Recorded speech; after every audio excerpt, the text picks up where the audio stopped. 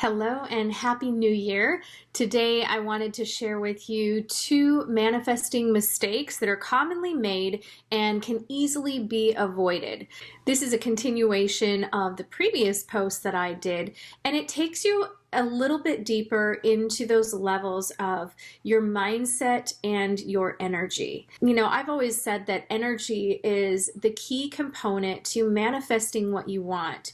It's not logical, it's not tangible, and so therefore there's a whole new set of skills and a whole new paradigm that's required for you to operate at these higher levels and be able to manifest things that don't make sense and that are really specific to the desires of your heart. I'm going to be sharing with you a piece of one of my recent mindset to manifestation sessions, and it's going to speak into those two common mistakes that are at those deeper levels, which if you're aware of, you can certainly avoid, and this will help you start to use your energy on what is actually going to move you forward and not waste it on thoughts or beliefs or feelings that are actually going to push you in the opposite direction. So take a listen. I hope you enjoy it. And if you're interested in joining me for our next live Mindset to Manifestation course, look at the information below. I'd love to see you there. The third one, not believing that you can have it, being able to actually believe that you're worthy of it, believe that you can have it, even when you don't have the how.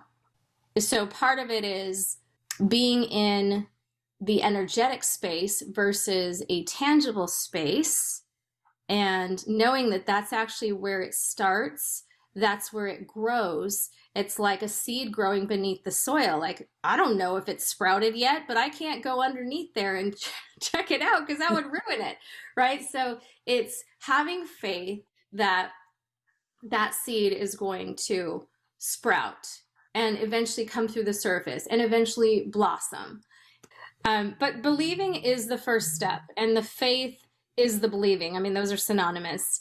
But if you have that thing that you want and you're just like, oh, I can't have it because of this, or I don't know how it's going to work, or there's just all these limiting beliefs showing up around it. Don't even bother if you don't believe that it can happen because you're wasting your time. The first step really is knowing what you want.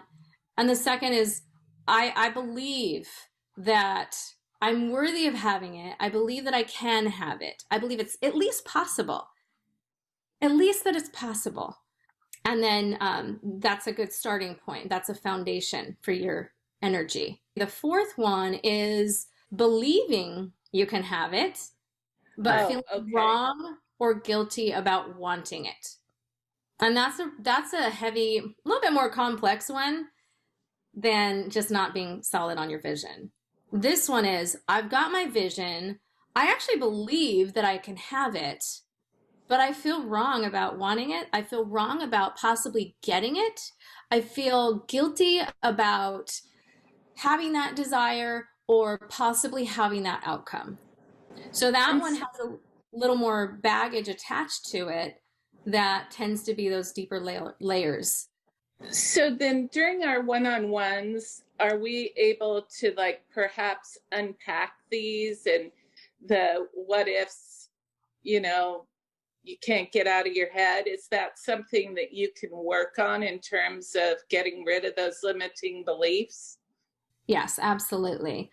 And what I want you all to know is that limiting beliefs are always a part of growing and leveling up, increasing your expectations around what you're willing to be available for and what you're actually wanting to manifest. So each new level is going to reveal different limiting beliefs. So say, for instance,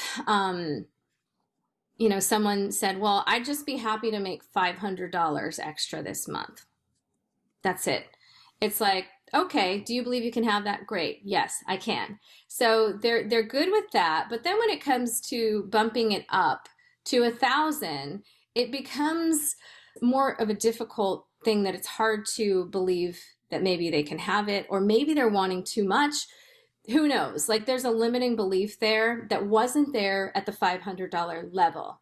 So then as, as things get increased and expanded, it's really a normal thing for limiting beliefs to present themselves at different levels. Feeling bad or wrong is, it's kind of the energy of shame. It's the energy of guilt.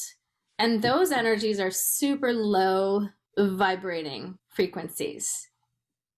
Shame and guilt. If you have any feeling of being wrong for something, whether it's just wanting it or actually having it, you're always going to prevent yourself from getting there.